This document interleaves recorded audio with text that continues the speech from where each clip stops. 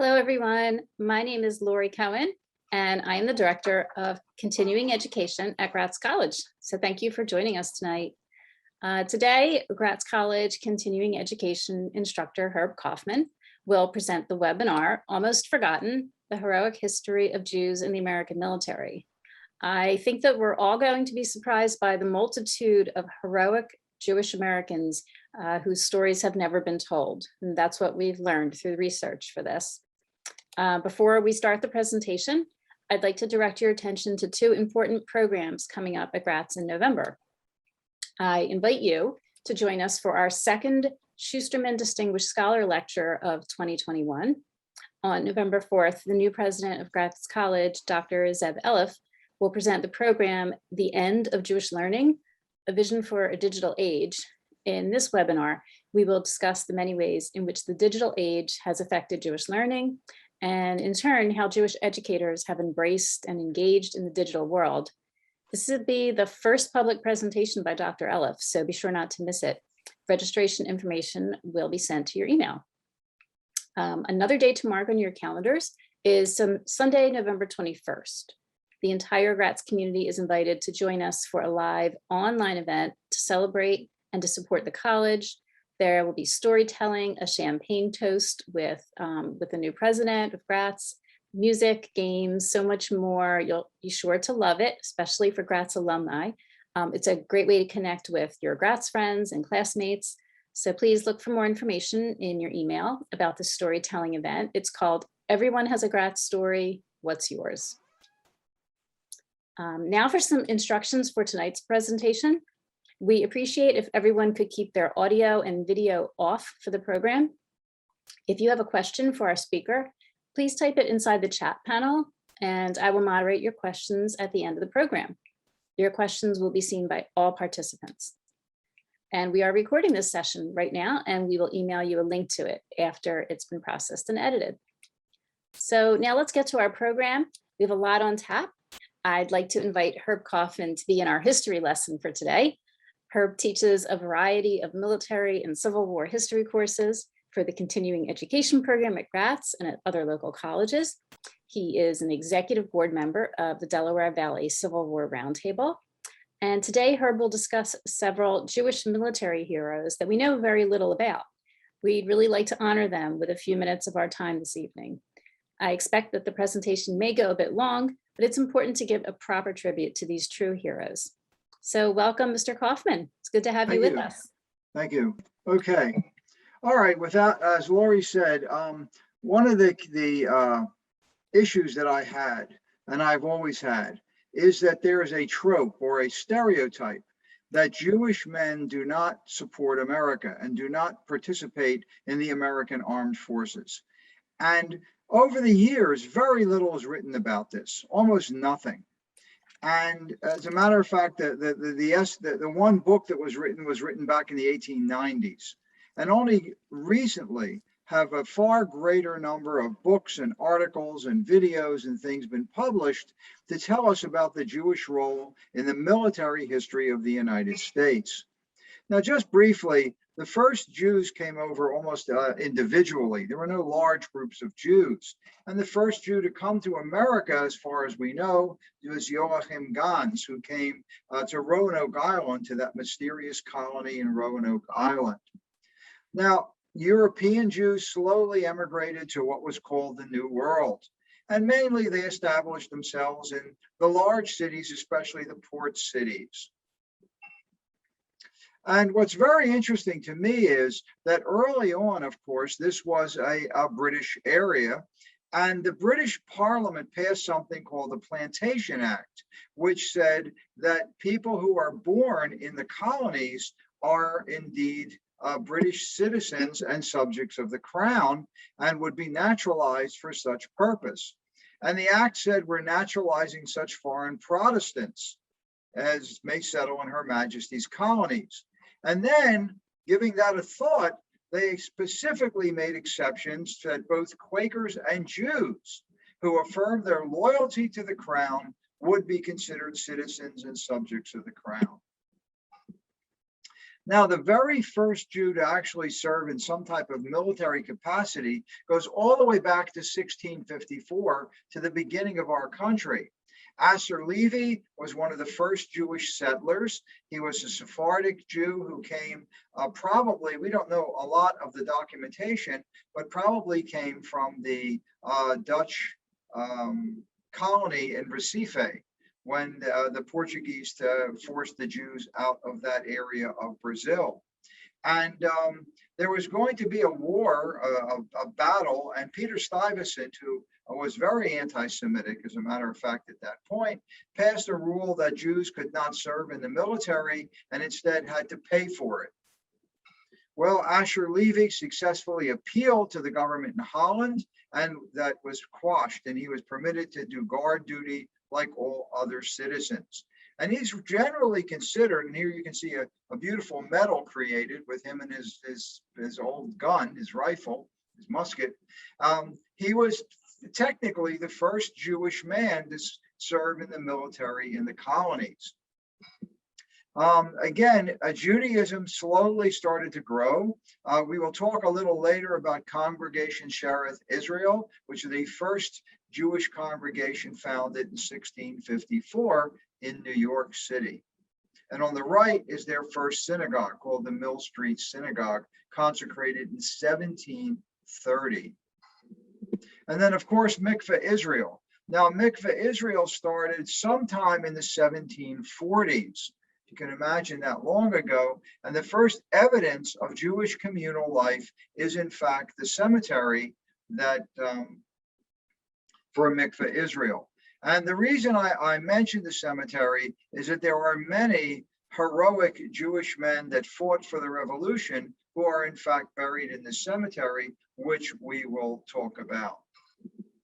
And this is a depiction of the first synagogue that they built, which would have been on Cherry Street between Arch and Race Streets. Now, the Jewish community generally supported the Patriot cause.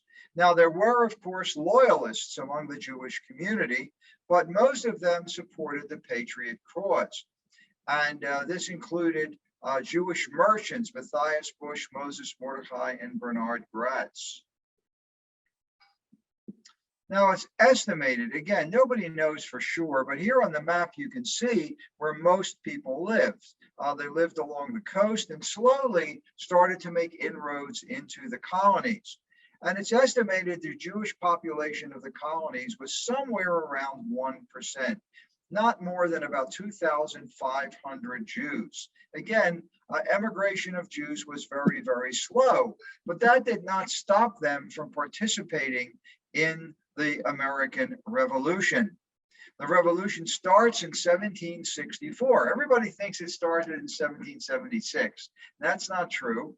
It actually started in 1764 when the British Parliament decided that they needed to raise money to pay for what was known as the French and Indian War. And the way you do that is by, for the first time, taxing the colonies.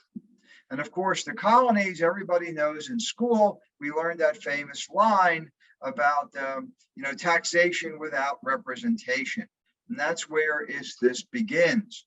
Well, again, there's a lot of turmoil. The king decides to send the British regulars. They first go to Boston, then New York. And of course, suddenly we wind up in a revolutionary war. Now, we do not know exactly how many Jewish men fought with the Continental Army, but we do have some documentation that I'd like to present to you tonight. Now, one of the Jews who actually started was with the revolution in 1765 was a gentleman you see on the lower right, and his name is Heim Solomon. Now, he was not in the military, but I do want to show you that connection.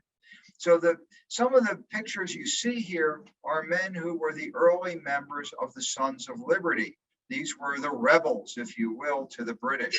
Very top secret organization.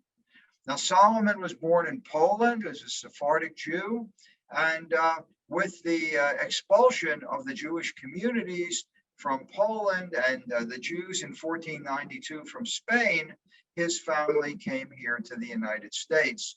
and he emigrated here in 1772 and became a financial broker.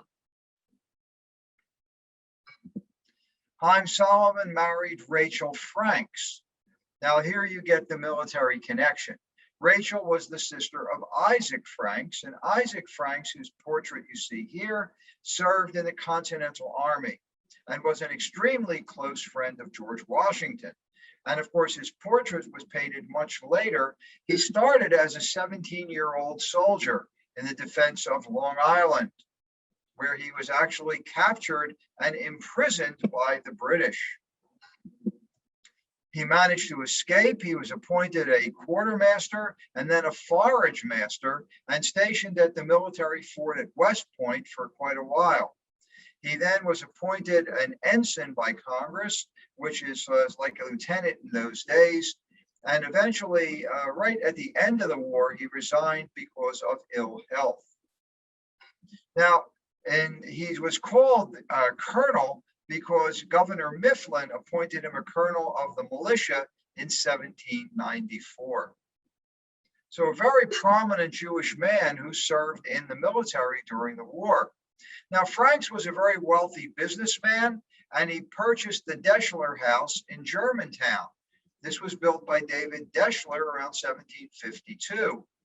It later was purchased by Elliston Morris, and today it's called the Deschler Morris House. And they kind of forget Isaac Franks in the middle of it, and he's the one that restored the house. And while he lived in the house, there was a yellow fever epidemic in Philadelphia, and Martha and George Washington actually lived in that house, and it became known as the Germantown White House. So he loaned his home to the Washingtons to live in. Most people don't know that Washington lived in Philadelphia. Now, again, understanding the involvement of the Jewish community in the American Revolution is difficult because exact records don't really exist. But this is the book I mentioned. It was written in 1895 by Simon Wolfe, because even at that point, Wolfe recognized this truth that Americans don't serve in the military. And he wrote this book called The American Jewish Patriot, Soldier, and Citizen. And he did his best to, in his words, promote enlightenment of the Jewish role in the United States military. So he recognized this very early on. And again, no records were maintained of the religious identity of soldiers, but again, we do get some information from Simon Wolfe's book. And one of the most prominent was David Salisbury Franks, one of the first Jewish men to join the Continental Army. And he achieved a very high rank, and he was actually the aide-de-camp to General Benedict Arnold, who you see on the right. Now, Benedict Arnold originally was, of course, an American national hero, and David Salisbury Franks served as his aide. And of course, that connection later on does cause him some aggravation, because we know that Benedict Arnold became a traitor. But again, he lived in Montreal, was very prominent in the Jewish community of Montreal. This is David Salisbury Franks. He went to what later becomes the University of Pennsylvania. He then moved to Montreal, became a businessman, and again joined the Continental Army very early, rose to the rank of colonel and aide-de-camp to Benedict Arnold. He left Arnold's command and came back to Philadelphia. And there he became, because he also spoke French, a liaison officer to the French commander, to where when the French joined the American forces in defeating the British. Now, of course, after Arnold's betrayal, David Salisbury Franks is arrested, and he demands a court-martial, and he is exonerated. And he shows that he has the highest conduct and the highest honor of an officer. Now, tragically, he dies penniless, and a friend actually living in Philadelphia had him buried, and he is actually buried in Christ Church graveyard.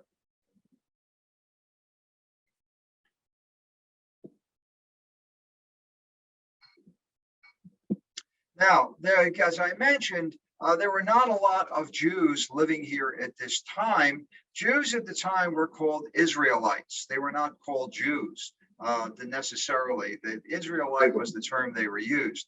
And Mordecai Sheftel was another colonial in the Continental Army. And he became the highest ranking Jewish officer. And again, we see Jews who are fighting for the Continental forces. They became a very important in Savannah, Georgia. As a matter of fact, the Sheftel family is well known in the history of Savannah. He was very observant as a Jew, and not all Jews were. He became commissary general and became a full colonel in the Continental Army in a line officer's position. He fought at Savannah when the British invaded Savannah. He was then captured and imprisoned on one of the horrific British prison ships. The conditions on these prison ships, more Americans died on the prison ships than died in battle against the British. Literally torture. And realizing that Sheftel was Jewish, the British guards purposely gave him pork to eat because they knew he would not eat it. He was then released. He came to Philadelphia, got arrested again. Then, of all strange things, they sent him to Antigua. Then they released him again, and he came back to Philadelphia. So Philadelphia plays an integral role. Now, the British had confiscated all his property in Savannah, and the Sheftels then helped build Mikveh Israel here in Philadelphia, where Mordecai Sheftel was the president for 5 years. But tragically, again, the government never repaid him for his loans. Now, Colonel Solomon Bush was another of the high-ranking Jewish officers. One of the first Jewish colonists in Philadelphia, Matthias Bush, and this was his son. He fought with the Pennsylvania militia at the Battle of Brandywine, which was a defeat, of course, for Washington. He was shot and taken to his father's house, where he was captured by the British. Rather than imprison him, he was released on parole, meaning go home and be a good boy, and later he became lieutenant colonel of militia. Now, he had a son who rose to the rank of major, who was mortally wounded, meaning he was shot and would not recover at the Battle of Brandywine. He died 4 days later. And a nephew, a Lieutenant William Bush, was killed while serving on the USS Constitution. Now, this is a forgotten man. And when I say here, almost forgotten, Francis Salvador was an incredible individual. His family was deeply imbued in the English aristocracy, but they lost their money and they came to South Carolina colony to try to reestablish themselves. He planned to recover at least part of the fortune. But when the revolution started, Francis Salvador, who was Jewish, of course, was dissatisfied with the British, and he embraced the patriot cause. And he was then elected. He was one of the first Jews to be elected to a British government position in South Carolina. And he was the only Jew elected to a colonial Congress when he was elected to the South Carolina Provincial Congress. And he negotiated a deal with the Loyalists, called Tories, that would ameliorate their support of the British government. Of course, now he becomes Paul Revere. The Cherokee Indians were hired by the British. When we talk about mercenaries, the Cherokee Indians were hired by the British to attack the colonists. Pardon me, I felt that coming.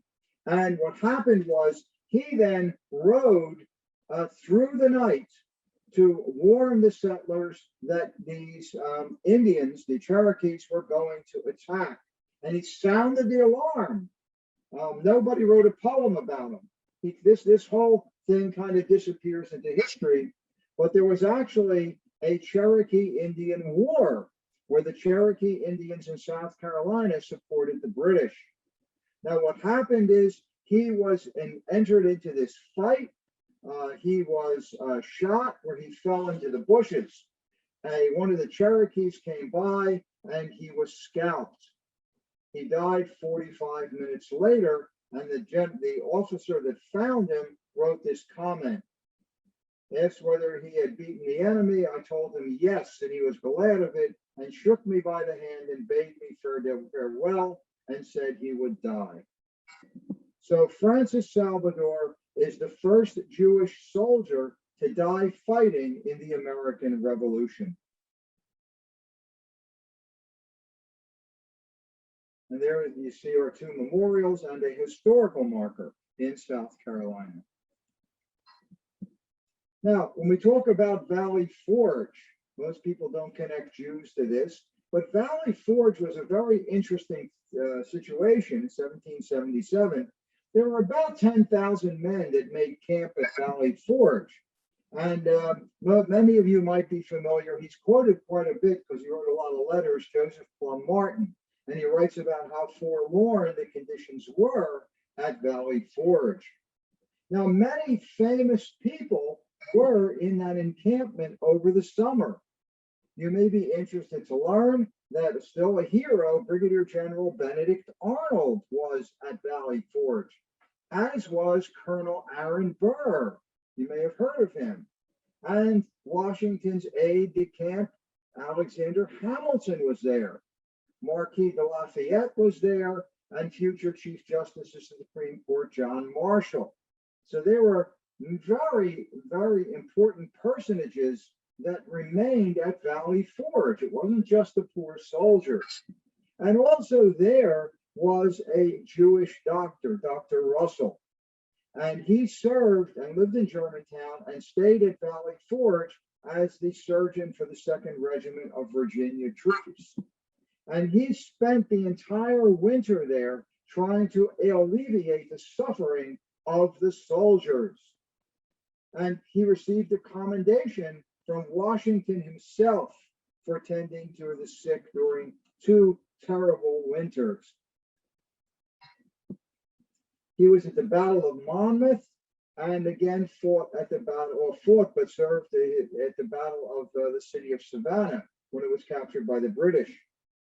He died and is buried at Mikveh Israel Cemetery.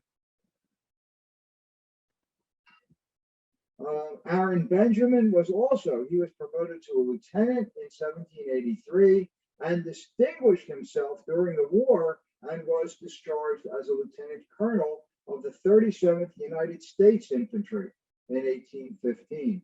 He fought in the War of 1812 as well.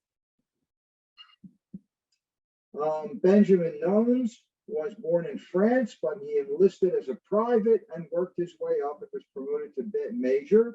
He fought the British at the Battle of Savannah. And here you see a memorial token which was created in his honor. And he shared the hardships of this sanguinary day when the British captured Savannah. And of course, Savannah had a very large Jewish population. Nones fought there. He fought at the defeat at the Battle of Camden, South Carolina, and he fought under the command of General DeKalb. Now, some of you know about DeKalb Pike in Norristown. That is DeKalb. There is some documentation, although there's not a lot, and we really can't nail it down, that there may have been a Hebrew battalion actually fighting with Baron DeKalb at the Battle of Camden. This is South Carolina, not across in New Jersey. And here you see a beautiful painting of Benjamin Nones and his wife, Miriam. But we know that many Jews fought in the South, and he is also brought back to Philadelphia and buried with his wife and his son here at Mikveh Israel Cemetery. Also interred among the other soldiers, and I just mentioned a couple of them, are Kaufman, Pollock, and Jacob Cohen, who fought in Pulaski's South Carolina campaign. These were Philadelphia boys, Pennsylvania boys who fought in the South and died after the war. Another Jewish officer who fought with DeKalb was Jacob de Leon. And it is said that he and two other Jewish captains, Sephardic Jews, are the ones that carried Baron DeKalb after he was mortally wounded at the battle. And Sheriff Israel has a very small cemetery in New York called Chatham Square Cemetery, where there are quite a number of Revolutionary War soldiers buried. And again, I don't have time to go into all of them. Now, this is really interesting. The military academy at West Point was the first class came in 1802, and there were two graduates. There were only two, Joseph Swift and a Jewish graduate, Simon Levy. So here, the first graduating class of the United States Military Academy at West Point, established by President Thomas Jefferson, was a Jew. We do not have a painting or engraving of him, so I can't show you what he looked like. Tragically, he died in 1807, but he was in the very first graduating class. Just two people, and one of them was Jewish. In the Naval Academy, established in 1850, the first Jewish graduate was Adolf Marix, and he had a storied career in the United States Navy. And in 1868 was the first graduate of the United States Naval Academy at Annapolis. He went on to become a vice admiral and is buried at Arlington. And he was promoted, as you see, for eminent and conspicuous conduct in battle. Now, another person that many people may have heard of and maybe not is Uriah Phillips Levy. And his family escaped the Spanish Inquisition. They came to Savannah, where they lived for many generations in a large Jewish community at Savannah. He also went into the Navy and as a lower rank, as a cabin boy of all things, and then he had a storied career. He faced anti-Semitism constantly, and I wrote here, he never conceded, he never gave up, always stood for his beliefs.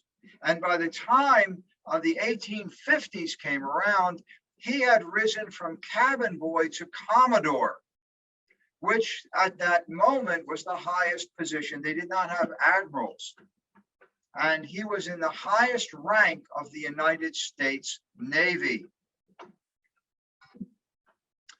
He also was instrumental. He thought flogging was terrible and a violation of God's law. And it was he who was instrumental in abolishing naval soldiers being flogged. He invested in New York real estate. He became very, very wealthy and a very generous philanthropist to Jewish causes. But also, he was an admirer of Thomas Jefferson. And he gave this monument, as you see here, which is the only privately commissioned artwork in the Capitol Rotunda. But more than that, which is really interesting, he went to the Navy to study naval tactics in France in 1832, and he met the very senior Marquis de Lafayette, still alive at that time. And he asked about how is Thomas Jefferson's daughter doing? So when Uriah Phillips Levy returned to the United States, he met Jefferson's daughter and found that she had suffered terrible economic hardships. And Monticello, this beautiful estate, had been sold to this guy named James Barclay for literally nothing, like literally pennies on the dollar. The estate had fallen into complete disrepair. And Levy was devastated. He could not believe that anyone would allow this magnificent home to fall apart. So in 1836, he purchased Monticello and spent much of his money refurbishing the house and the grounds and the gardens. His mother Rachel actually presided over the state and when over the estate over Monticello. And when she died, she was buried on the Monticello property. So it was Uriah Phillips Levy who saved Monticello.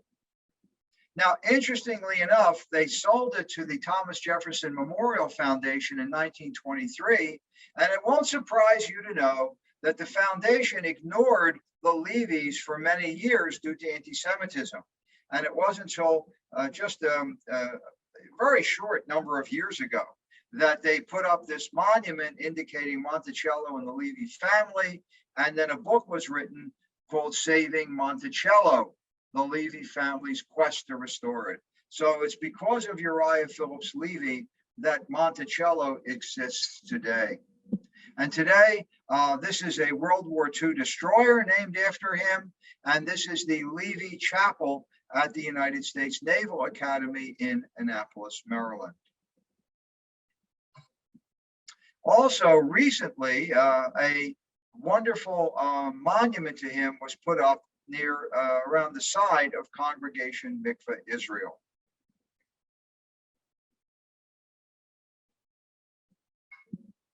So we get into the Civil War. We see that the census, there were about 31 million people. Most of them lived in the North. 27 million, I call it the white population, and 4 million enslaved people.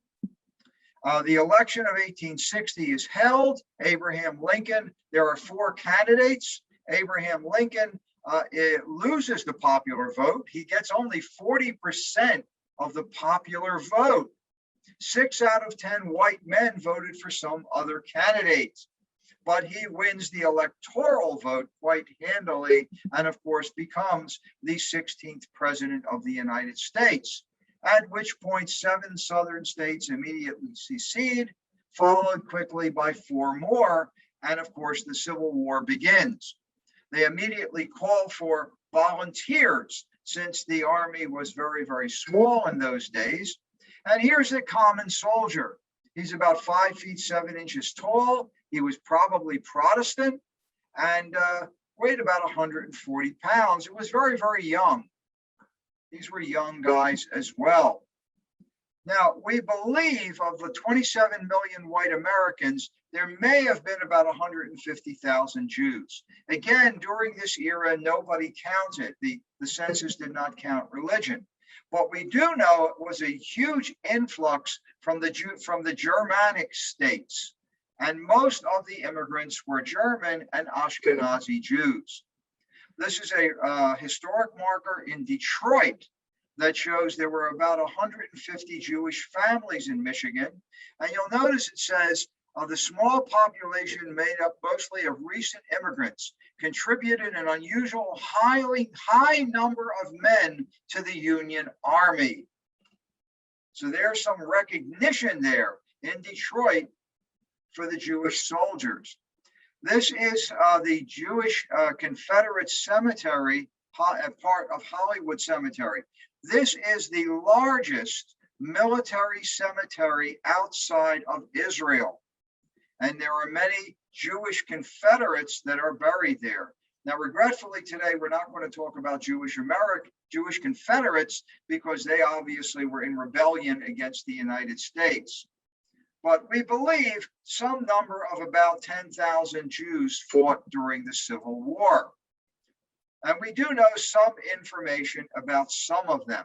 So I want to just go over for a few with you. This is the first Jewish soldier to be killed in the Civil War.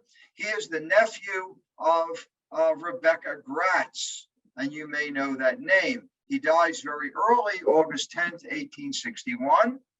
This is Rebecca's brother, Benjamin. He married a beautiful woman named Maria Gist Gratz. And again, many Jews then married outside the faith in those days, because it's the women that had the money. And when you married, the woman's money became yours. And they had a son named Cary Gratz. Now, we do not have an image of Cary, but Maria Gratz died, and he then married Anna Maria Shelby Boswell. And she had a son named Joseph Orville Shelby, Joe Shelby, who was raised as in a Jewish household. He, of course, was not Jewish, but he and Carrie Gratz were stepbrothers, the same age, and raised together in the home of Michael Gratz. Well, when the war starts, Carrie joins the Missouri Infantry on the Union side, and his stepbrother joins the Confederate Army. And literally, at the first battle in the West, called the Battle of Wilson's Creek, it is brother against brother. Tragically, Carrie Gratz is killed, but we have an account of his death that he was pierced by 5 bullets. Of course, this was a great tragedy, being so early in the war. People did not expect these large battles to be fought, but he was then returned to the family birthplace in Lexington, Kentucky, and is the first Jewish soldier to die in the Civil War. This is an older picture of Rebecca Gratz, who writes to her sister-in-law, Ann Boswell, who of course married her brother, and she laments Carrie Gratz's death, but also says, we cannot pray for the success of your other son, Joe. Joe, by the way, goes on to be one of the last Confederate generals to surrender in the Civil War. Well, there's a battle that goes on in 1862. This is Philadelphia's General McClellan, and he decides to take his troops, as you can see on the black line here, up the Virginia Peninsula and capture Richmond and defeat the Confederate Army.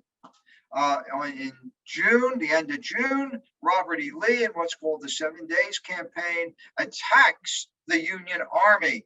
And a series of battles are fought over 7 days, as you see here in the little illustration.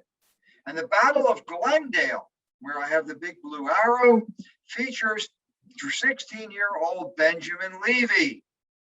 He is a drummer boy with the 1st New York Infantry. Well, what happens is, and this is a memorial marker to him,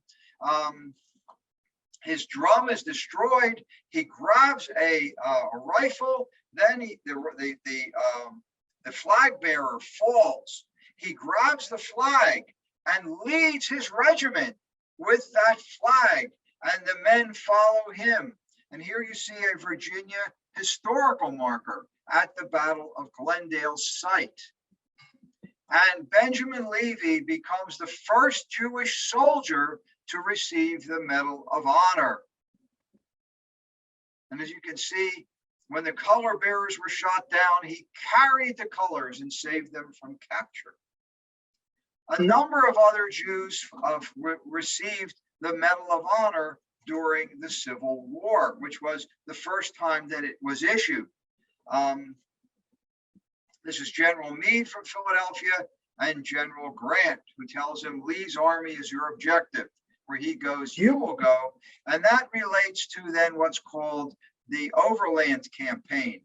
And at the top, at the Battle of the Wilderness, May of 1864, we see another Jewish hero, Leopold Karpeles, born in Prague, and he enlisted in the Union Army. His brother enlists in the Confederate Army. But he again committed himself very well and was appointed the color sergeant, which is an honored position in the Civil War. And again, though badly wounded, Karpeles arose again and again and moved forward with the colors. And he also was awarded the recipient of the Medal of Honor at the Battle of the Wilderness. And then the last one I'll talk about is Sergeant Major Cone. He got received the recipient of the Medal of Honor at both the Battle of the Wilderness and later in 1864 in Virginia at the Battle of the Crater. And his citation says he displayed conspicuous gallantry in rallying and forming his men under heavy fire. As we move on, this is Lieutenant Jacob Jacobs. I'm sorry, he was a captain later. He participated in many battles with the 83rd New York. and he becomes one of the founders of what was known after the war as the Hebrew Union Veterans Association. And it was founded in New York. Now, the first president was Joseph H. Steiner, also a Civil War veteran. Of course, today, the Hebrew Union Veterans Association is now the Jewish War Veterans. And a memorial marker was put where they first met, which is now the Doubletree Hotel. Now, I mentioned before the first synagogue established in America, Congregation Shereth Israel. And what we do know, they have 4 cemeteries they're responsible for. And in their main cemetery, they have at least, probably more, but they haven't identified them all, 24 members of the congregation who served the Union during the Civil War. One of them was brevet. Brevet means honorary. That means they were so deserved of awards. We only had the Medal of Honor. There were no other awards. So men were given a brevet, meaning an honorary rank for heroism and gallantry. He was confined in a Confederate prison, but served during the entire 4 years of the war. Also buried there is Israel Moses. He was a surgeon with the 72nd New York and got the honorary rank of lieutenant colonel. And what he also did is invented an improved bullet extractor to remove bullets, which was a major medical innovation during this time period. Another very important man is Marcus Spiegel. He was a colonel. He was a full colonel commanding a regiment. The regiment was not Jewish, but he was. He was the commander of the 120th Ohio Volunteer Infantry. And that is a very prestigious rank. He dies of wounds in the Red River Campaign in 1864. And a few years ago, as I mentioned, more books are being written. A Jewish colonel in the Civil War, the book was written about Colonel Spiegel. Now, what's really interesting is he had a wonderful love affair with his wife, and he wrote about 150 letters, many during the war, not all during the war, but Your True Marcus, which you can also buy, are his letters to his wife, the Civil War letters of a Jewish colonel. So we are starting to see more documentation. The highest ranking Jew in the Civil War, Brigadier General Frederick Solomon, one of 4 brothers who fought in the Civil War. And he was given the regular rank of Brigadier General, and then became a brevet, an honorary Major General of volunteers. We move on. The Spanish-American War did not last very long. We do know a young Jewish boy, a member of Roosevelt's Rough Riders, was killed in action in Cuba, Jacob Wilbuski. And in the other part of the Spanish-American War in the Philippines, Corporal Benjamin Prager distinguished himself in fighting in the Philippines, and he received the Silver Star. Now, Prager stayed in the Army, and when World War I comes about, already a decorated veteran, he was with the 28th, the storied 28th Infantry Division. He led his company against German machine gun nests, and for that was awarded the Distinguished Service Cross. And this is his citation. Thank goodness today with the internet, we can read this, and you can see Sergeant Prager led an automatic rifle squad to a house in advance of our lines, purposely exposing himself at a window to draw enemy fire and so forth. This is an amazing story, which I'll do kind of quickly. Edward Osterman, a Jewish gangster, operated a gang in the Lower East Side of New York. These were some of the young criminals in New York. Edward Osterman, Jewish, he took the name of Monk Eastman, and he ran this big gang. In 1904, he was convicted of shooting at the police and was put into prison for 10 years. Now you ask, why are you talking about a Jewish gangster? Well, when he got out of prison, World War I raged, and at the age of 44, he joined the 27th Infantry Division, an Irish division yet, Orion's Roughnecks, and he became a hero of World War I. He became, there are many stories of his heroism. He rallied the troops many times, and when he returned from the war, rather than being a criminal, he was hailed as a hero of the American soldier. Tragically, he was killed by a Prohibition agent who murdered him. And the soldiers who served with him did not want him to go to a grave that wasn't a military grave. And he had a funeral by the other men who served with him in World War I. And of course, the book came out called The Heroic Gangster. Sidney Gumpertz was a recipient of the Medal of Honor in World War I, fighting with the 33rd Division. And again, he displayed, and if you see, he was highly decorated in World War I. One of our most decorated soldiers in World War I was Jewish. And he jumped into the direct fire of a machine gun and silenced the gun, capturing the crew. 3 other Jewish men received recipients of the Medal of Honor during World War I. And again, I don't have time, but their stories are equally as heroic. Now, Yad Vashem did research and found that about 1.5 million Jews fought with the regular Allied armies, and that over 500,000 Jewish soldiers served in the United States Armed Forces in World War II. And people don't recognize this at all. The highest ranking Jewish officer was Major General Maurice Rhodes. He served in World War I and then was discharged. And when World War II started, he immediately re-enlisted. He was a major and finally promoted by General Patton.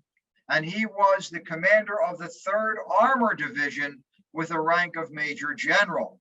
And if you know General Patton's story at all, you know that he only promoted the people of the greatest courage and heroism, and that was Major General Rhodes.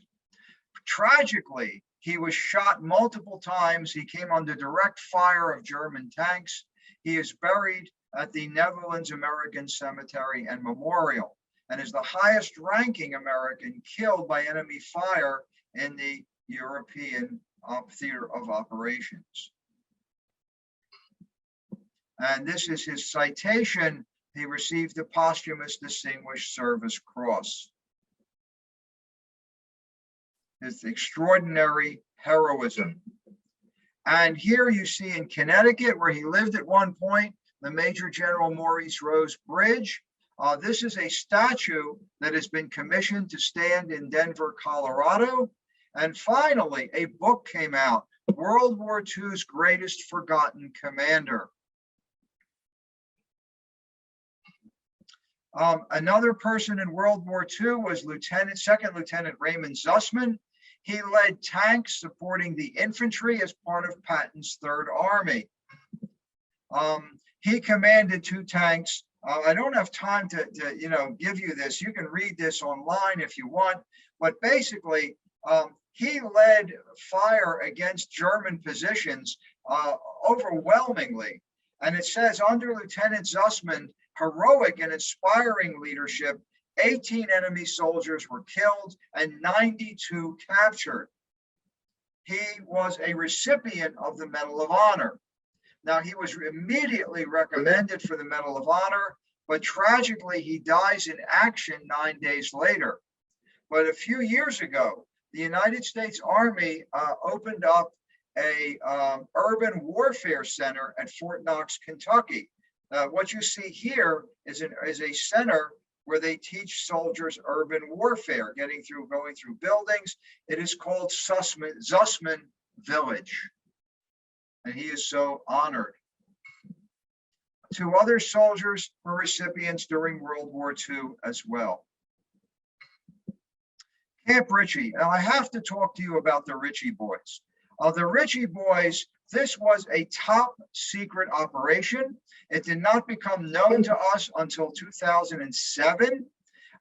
These were Jewish Holocaust survivors that came over as young boys. And when the war started, they were recruited by the Army, and the Army had a great idea since they all spoke German. They spoke German with the correct dialects of the different parts of Germany. So they were brought in, and they created at Camp Ritchie, Maryland, a top secret military organization, which became known as the Ritchie Boys. Now, they were given top secret clearance and were trained in interrogation and psychological warfare techniques. And they were then sent to Germany to interview the captured Germans and gain information. And this unit, as I said, was so secret, we didn't learn about it until 2007 when a movie came out.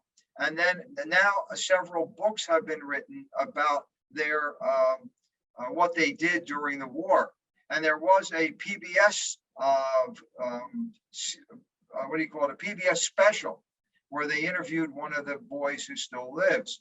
But what's really neat about this whole thing, and this again is the movie, is that in doing my research, and then I made a phone call.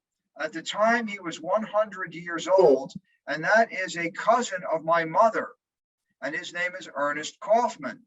And he actually served with the Ritchie Boys. He was a major in World War II, and he wrote a book which was hard to find. I did get a copy of it. He's 102 today. You can't really talk to him anymore, but I did talk to him. That's his book, From Fright to Fight to Farm. And a story that he told me himself when I spoke to him 2 years ago at the age of 100, that he actually, as a Ritchie boy, took a Jeep, drove into a German roadblock, and in German, of course, said, "Take me to your commander." And the commander, of course, hey, being Jewish, they would have shot him.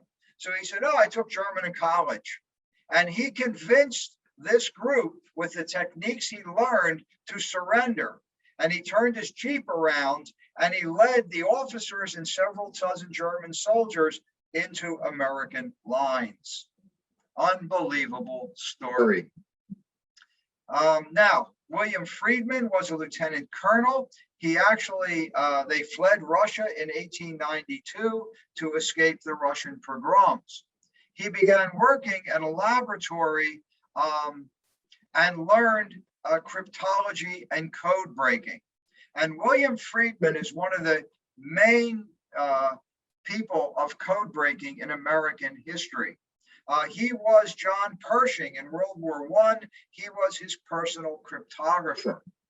Now, when the war was over, he was the American cryptographer. He did for the whole country.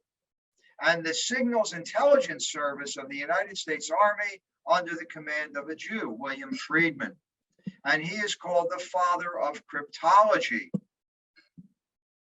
And his team were directed to create codes, write new codes, and train officers in the use of codes. They were the entire cryptology unit of the American government. Pardon me. When World War II started, they discovered the purple machine, which was the name. You've heard of the Enigma machine, which is the German machine of code breaking. In the Japanese, they called it purple. And William Friedman and his men actually were able to crack the purple code. And now it was apparent that the American government could read Japanese diplomatic codes. He later worked on breaking their military codes as well. Wonderful book called The Man Who Broke Purple. And they actually constructed one of these machines without ever having seen one. Now, again, he worked on, that's an Enigma machine there. And they were then told to try to break, as I said, the military codes. Now, what happened was that the American government said, you know what, we can break the Japanese codes and the German codes. We need a code machine that you can't break. And William Friedman created it. It's called SIGINT. And SIGINT does not mean anything. It is not an acronym. As most things in World War II, it's simply a code word. It has no meaning. But it is a code machine that you can use, and that was never broken. The Germans, nobody else could break the American codes. This machine was invented by William Friedman. By the end of the war, the Army, Navy, and Air Force were using well over 10,000 of these machines, and no one ever broke them. When Roosevelt talked to FDR, they communicated by a SIGINT cipher machine. And again, his machine his was never broken by the enemy. He is buried at Arlington National Cemetery, and he is called the Dean of American Cryptology. Very quickly, Hans Weinman. I brought him in because it's an amazing story. I don't have time to tell you his whole story. A fascinating, fascinating story. He was part of the Kinder Transport. Early in 1938 and 39, when the Nazis were still permitting Jews to leave, many Jewish parents could not get visas to get out. So they sent their children, and thousands of children were taken to Great Britain. Now, eventually, he then was able to come to America with his parents. He was drafted and sent to counterintelligence school. He was supposed to be a Ritchie boy. But if you know the Army, sometimes things get a little mixed up, and he wound up serving for 3 years in the infantry in the Pacific. Now, he did many things when he, back in America. One of the things he did is translated the German Reich Security Office document descriptions, talking about the Germans and their maneuvers to annihilate the Jews of Europe and Asia. He did much more, but I don't have time to tell you everything he did. Jewish women, there were many Jewish women that served during World War II. I can only do this very quickly. Kate Karpeles married the son of Medal of Honor recipient Leopold Karpeles. She was a physician and was the first Army contract surgeon, and a woman and a Jew. I mean, talk about a double whammy, but shows you the courage and tenacity of many people. She served with distinction, and she is buried at Arlington National Cemetery. This is another great story. I don't have time again to tell you the whole story, but these are women, as you can see in the books that were written, America's first women soldiers. And they actually went to Europe and served as frontline telephone operators to get information back and forth. They were the first women to directly contribute to combat operations in World War I. They were called the Hello Girls. And there were a number of Jewish Hello Girls, and of course, I'm just showing you one. Yetta Moskowitz was a nurse during World War II and was received an award for over 100 hours of flying through combat zones to evacuate wounded soldiers. Matilda Blaustein was the first one of the first members of the Women's Army Air Corps. And then her daughter was a lieutenant in the Women's Army Air Corps in 1943. Maria Silverman worked in the Vietnam War as an Army nurse and left the Army as a captain, and has done many things since the war. Again, I don't have time to describe everything she did. Now, this got kind of interesting. Jewish men served in World War II, and I thought I'd find a couple of entertainers before they were entertainers. This is Bernard Schwartz, otherwise known as Tony Curtis. He served in the Pacific and the submarine force and actually watched the Japanese surrender from his ship's signal bridge. Another Jew who served in the World War II was Melvin Kaminsky. You know him as Mel Brooks. He was a combat engineer. If you can imagine this, Mel Brooks was out there with the metal detector digging up landmines and defusing landmines during World War II, and he fought in the Battle of the Bulge. Isor Danielovich, Kirk Douglas, was an anti-submarine communications officer. And on the ship, one of the depth charges exploded. He was seriously wounded and was discharged medically in 1944. And the last one, I can't think you can imagine, his real name is Donald J. Rickles, Don Rickles. And he served as a seaman first class during the war on a motor torpedo boat tender. And this was honorably discharged in 1946. Korean War, one of the great stories of the war is Tibor Rubin. He survived the Holocaust, was liberated from Mauthausen. His entire family was murdered. I have a picture here of his family. That's him in the upper right. They were all murdered by the Nazis. He managed to survive. When the Korean War started, he joined the United States Army. He was recommended for the Medal of Honor 4 times. But the officers who recommended him were killed in action, and his platoon sergeant, who was very anti-Semitic, ignored the orders, and his recommendation for the Medal of Honor was never forwarded. So here he is again. He was wounded, captured, and is credited for keeping at least 40 American soldiers alive while he was in a prisoner of war camp. Of course, he came home. Now, in 1993, the United States Army had a board to investigate discrimination. And finally, in 2005, he received the Medal of Honor from President Bush. And today, President Obama made the Long Beach Veterans Hospital the Tibor Rubin Veterans Medical Center. Melvin Garton, he is an incredible story. Again, a Jewish officer enlisted as a paratrooper in 1942, wounded 3 times during World War II. Later received a Silver Star for taking over a machine gun. He was part of the first special operations raid where they rescued over 2,000 Allied prisoners. After the war, he received, imagine this, 3 Bronze Stars, 3 Purple Hearts, a President Unit Citation, and a Combat Infantry Badge. Then he served in the Korean War. And he served again here where he won the he was the recipient of the Distinguished Service Cross, the military's 2nd highest honor.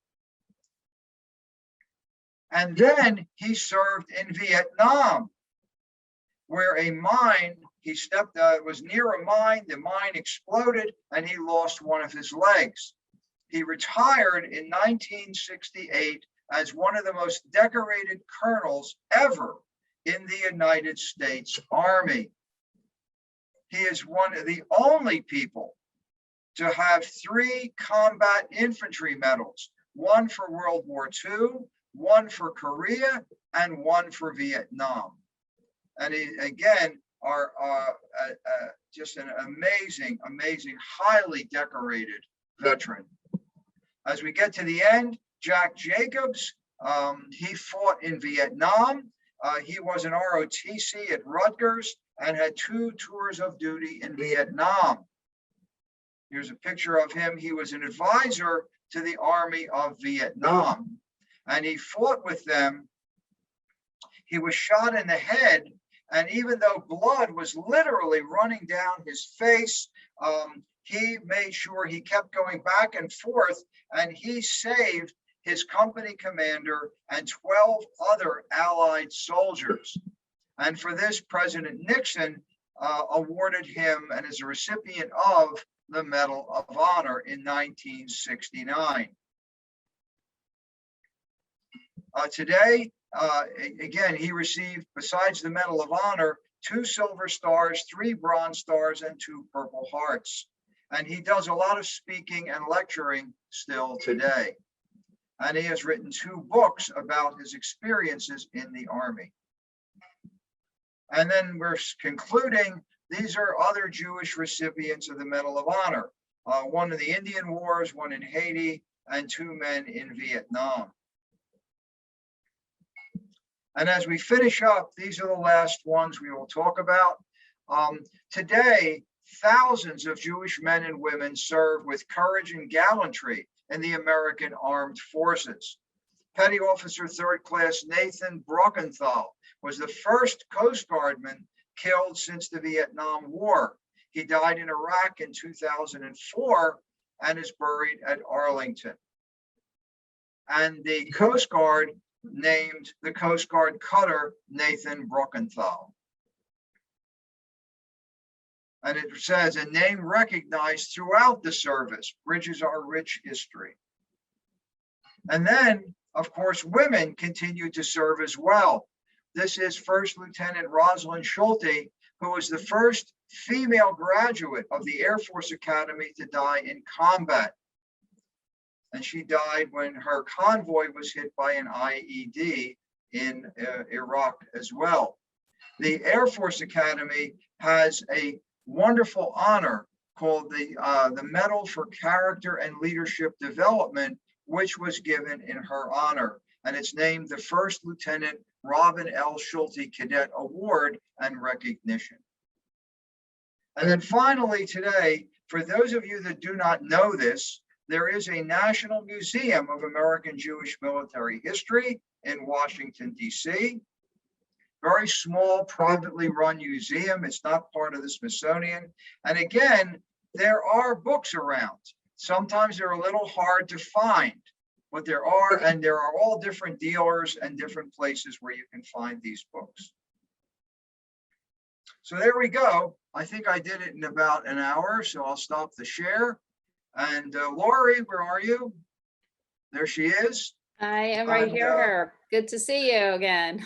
Yeah, we are. So we're done. So if there are any questions, I'll be glad to take them. Well, I wanted to thank you so far for everything you've done tonight. I have to say that hearing your presentation, I am truly humbled by the many acts of courage of all of these heroes. We're really indebted to them. And it was just very impressive. It was one after another of incredible stories of so many military leaders who just gave their all and are so highly decorated. I had no idea about that. Yeah, people don't. People do not. And that's why I feel that it's important to bring this out and let people know exactly that there are many Jewish men and women who have been honored by the military and honored by the United States government and honored by their compatriots. And it's important to bring that out. It is. And it was nice to see that they were some of them were eventually honored later on, of course, but at least that was done. And it's easy to forget when it's been a long time since they've done those things. But it's there was an awful lot of